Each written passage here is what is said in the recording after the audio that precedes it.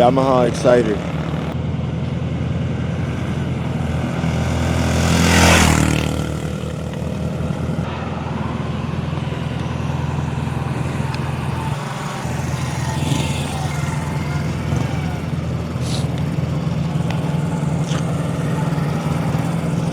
This is a bike you didn't know you needed. You probably haven't seen one in 40 years. Yamaha Exciter 250. Same engine they put in the XT. These are absolutely bulletproof. I know a dude who had one with over 40,000 miles on it. He had one arm and he rode it to work and back every day.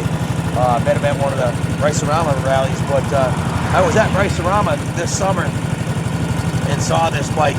And I was like, holy shit, 653 miles on it. Actually, it was like 648 when I bought it. And you just don't find classic 250s like this, 45 years old with 600 miles on it. And take a look at it. It looks absolutely freaking gorgeous. It runs and rides like a brand new motorcycle. It's really, really nice.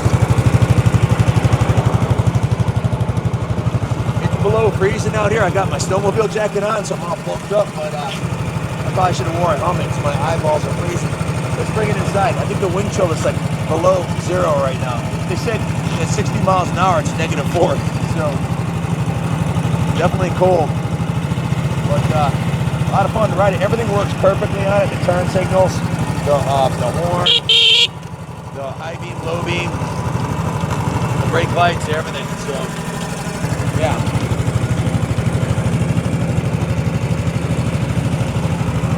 Bring it inside.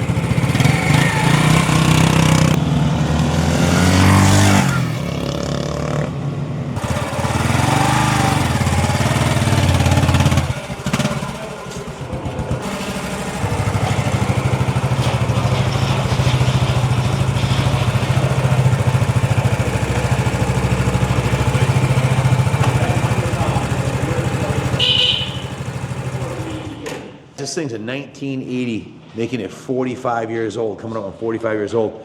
653 miles. And like I said, at Rice-A-Rama, I saw this and I was like, wow, it's got no miles on it. I needed a little bit of love. It hadn't been started and run for a while. And at the end of the day, we've been there since 7 o'clock in the morning, literally. It was close to sundown, 6:30, 7 o'clock at night. And I made a deal with the guy and bought it home. That was a few months ago. So mechanically, it only needed about 7 hours worth of work. Devin went through it. He took the fuel tank off, did the soda blast and metal rescue treatment, cleaned the inside of the tank out, rebuilt the fuel petcock, put new fuel lines on it, rebuilt the carburetor, went through the air box, put a brand new battery in it with a tender lead, got it fired up, changed the oil, tuned the carb, adjusted the valves, and that's about all it needed. It's got no miles on it. When I was riding it, mechanically, that's all it needed. In addition, we put a brand new gold chain on it, but that was, he actually bought it up here with the original chain. He's like, it's the original chain, we should leave it on there. I was like, no, we gotta put the gold one on. It'll match the gold decals on the side covers and the gold badges on the tank. So, but I was riding it up and down the driveway and I was thinking, this thing pulls harder than any 250 Yamaha XT or Exciter that I'd ridden before. And I think the reason why is most of the ones that I've ridden have 15, 20,000 miles on it. They're clapped out. This one's got 600 miles on it, and it's basically just broken in mechanically. So it is 45 years old, so pretty remarkable. The original paint still has a nice shine on it. The chrome still looks good. The seat, the original upholstery on the saddle looks brand new. So it was only a 7-hour ticket, 7-hour work order on the mechanics, and it ran awesome, you know. And I bought it down detail shop. I usually let the guys pick out the bikes I want to work on. Leo's like, I want to do this one, I want to do this one. So he was excited about it. He likes the small bore bikes from his country where he comes from. That's all they ride. So I think the limit's at 250, but so he went right through it. He took the front wheel, he did the front end first, took the front wheel off, put the wheel in the vapor blaster, cleaned the hubs, the spokes, cleaned all the chrome, cleaned the original tire on there, which amazingly isn't dry rotted, so that's pretty remarkable. The original tire is still in good condition. Then he cleaned the, after cleaning all that, he sanded and polished the rear. These are normally clear coated, and the clear coat fades after a couple decades, so obviously it needed to be done. He had the front fender off and wheel off, and he was able to sand down the entire fork from the top to the bottom and the back side of it too, and then polish it. It's a 3-stage process. So they look like chrome, but they're not. The original chrome fender is in good condition, has no damage, does have some patina on it, not uncommon for 45-year-old chrome to start showing a little patina there. The chrome fork tubes are in good condition. The chrome headlight bucket is in good condition, and no evidence of the bike ever being dropped or crashed. The original levers are in good shape. The speedometer looks to be in brand new condition, like it hasn't been left outside in the sun. The reason why is the guy I bought this from said it had literally been in his basement since the early 80s. So inside of the tank is nice and clean. Leo polished the fuel tank, polished all the chrome, cleaned all the controls. Every square inch of the front end was polished. Then he started working on the engine. Same thing with the engine case covers.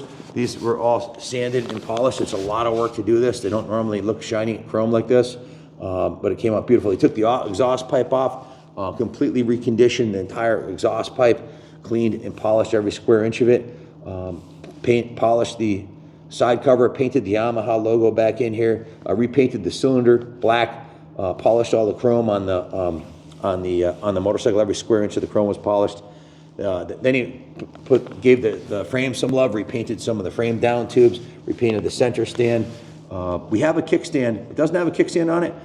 Somehow that got lost in the shuffle, so we ordered a new one. It's going to be here next week. It'll be installed, and we also ordered the cover for the toolbox. This is the little toolbox right here, and you can see in the toolbox that's the battery tender lead where you plug in the battery charger. Again, the seat upholstery is real nice. He polished the side covers. The carb was cleaned in the carb cleaning tank inside and out. He also polished the rear shocks. Then he started addressing the rear wheel. He took the rear wheel off. The rear wheel went through the vapor blaster tank, cleaned the hub, cleaned the spokes, cleaned the sprocket both sides, sanded the brake backing plate over here, which is polished aluminum. That had a really dull look to it, so he polished that. The hardware was put in the vapor blaster and then polished, as was the axle nut. It did need one turn signal. I think it was this turn signal right here, the left rear one. We did put a new turn signal on it. The original one was broken.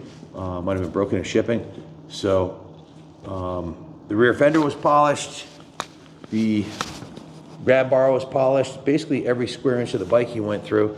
And it took him an entire week to do it. It's very time consuming. When you look at a clear coated engine case like this and you're gonna polish it, it's an awful lot of work, man. It's not for the faint of heart, and it really has to be a labor of love, otherwise you get bored to tears and you'll be like, why am I doing this? And that's why I let the guys pick their own projects. Definitely a labor of love for us because, I mean, we have a year's worth of restorations for motorcycles that are backed up. Just something about this bike, man. I always said if I was gonna get a tattoo, it would be a Yamaha tuning fork because I started out in a GT80, then I had an MX 175, and then a DT 175, and then a Yamaha XS 650, and my whole life I've had Yamahas, and they've been bulletproof and fun. And I was 15 years old when this bike was built in 1980, and I'm gonna be 60 in April. So the odds of finding another one this nice with 600 miles are slim to nothing. Why? Because most of these were owned by kids who it was their primary form of transportation, so they'd put 12,000 miles on them in a year, and a couple of years they'd have 20,000 miles on them, and then they'd park them in the barn when they went off to college, and the mice would crap out and eat the seats, and raccoons eat the seats, and next thing you know, it's in the dumpster is metal, in the metal dumpster, or in the junkyard. So to find one like this, that's been given this much love, care, and attention by our obsessed team of lunatics here, that starting with me, that is crazy enough to do a project like this. Hey man, it was worth it.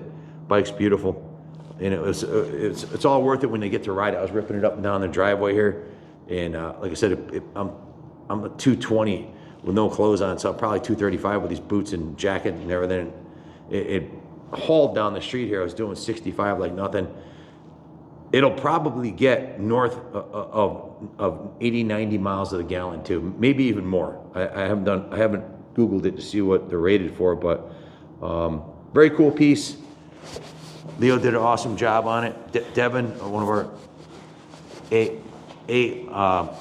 highly skilled mechanics, techs. He did this and he whipped through it in 7 hours. If you did it yourself at home and you wouldn't know what you're doing, it might take you a hell of a lot longer than that. But he got it dialed in mechanically. And Leo, there's no way to rush this kind of detailing work, this type of polishing of the aluminums. It can't be rushed. It's time consuming. So if you have any questions about it, give us a call, 860-454-7024. We can ship this anywhere in the country. If you're looking for a really cool classic small bore street bike to add to your collection. I was thinking of putting a pipe on it. I don't know if you ever saw the video we did on the Rat Fink bike. It was a custom Rat Fink replica, Big Daddy Don Garlett's purple and green. It was a 200cc Cowie, single cylinder like this, and we built a Rat Fink custom out of it and put a pipe on it. And we literally watched that video this morning. The thing sounded wicked, but these little thumpers sound really cool with a pipe on it. So, but this pipe came out so nice when Leo restored it. I didn't have the heart to rip it off and put a pipe on there. So anyways, that's enough out of me. If you have any questions about this bike, call us. We can ship it anywhere in the country for you, get it under the tree if you'd like. And this is a gift that'll keep on giving. Take care of it. It'll last another 45 years. Thanks for watching. God bless America.